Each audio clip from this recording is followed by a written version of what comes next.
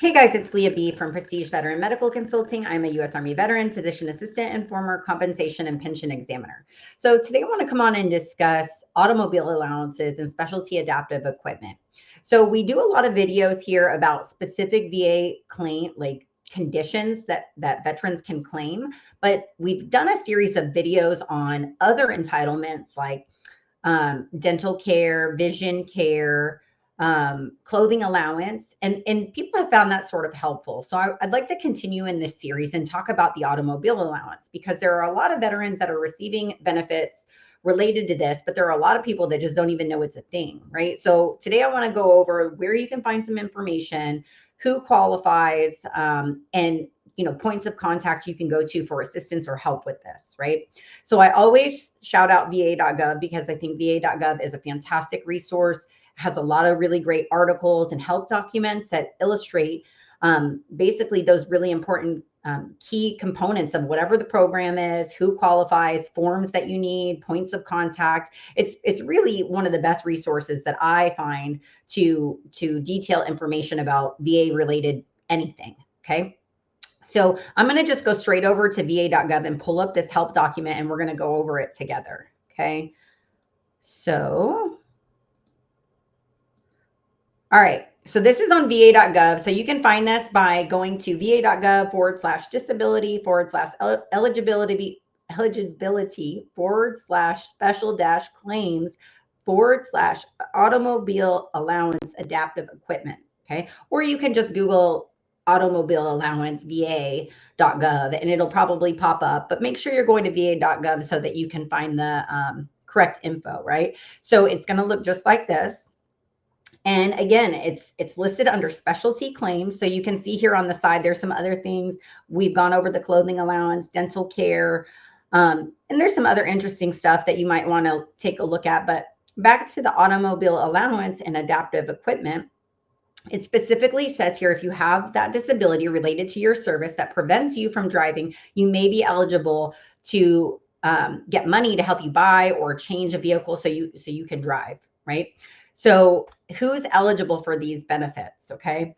So you may be eligible if you have a disability that's related to your service called a service-connected disability. And that includes at least one of these conditions. So at least one of these must be true. You have loss or permanent loss or use of both feet. You have loss or permanent loss of use of one or both hands. I'm sorry, back up to the top one. One or both feet. It doesn't have to be both feet. Okay.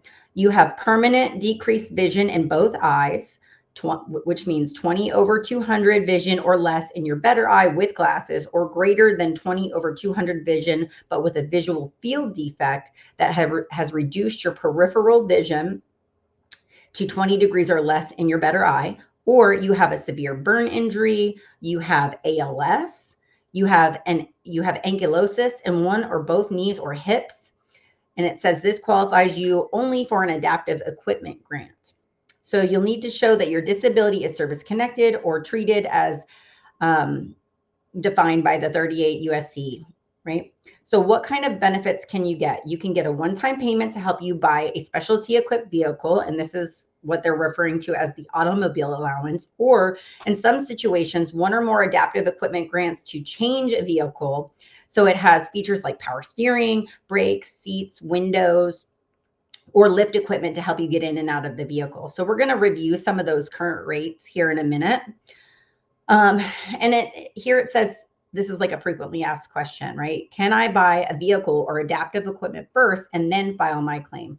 It says, no, you need to file your claim and get your approval before you buy a vehicle or adaptive equipment.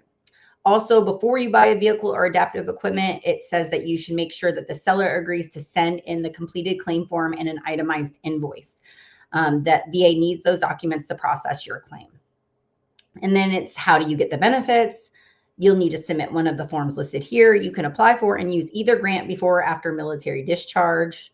So for the one-time payment to help you buy a specialty equipped vehicle, it says you need to fill out this specific application.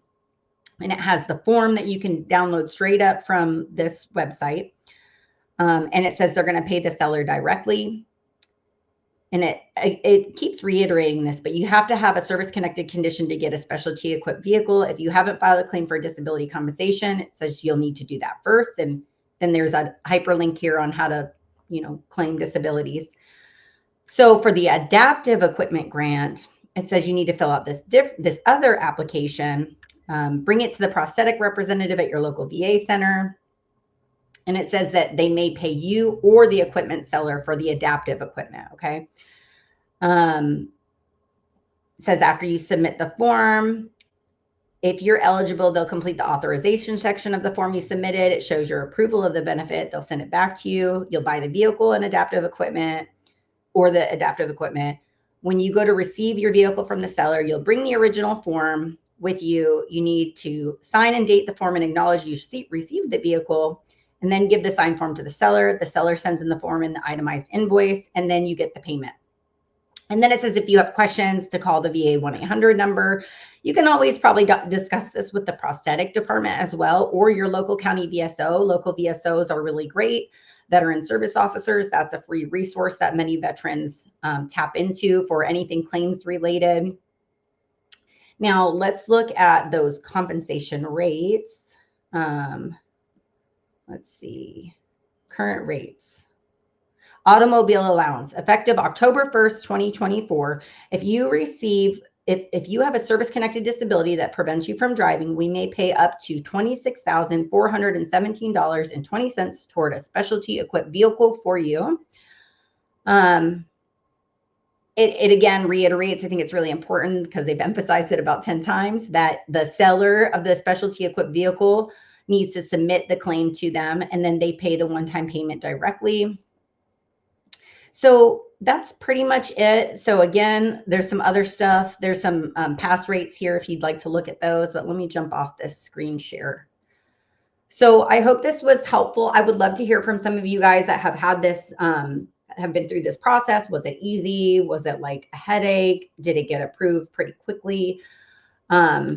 Because always getting that feedback. I've heard a lot of feedback on the clothing allowance, but I have not heard a lot of feedback on the specialty equipped automobile stuff or the automobiles themselves. So I'd love to hear how easy it has been for some of you guys to get these approved.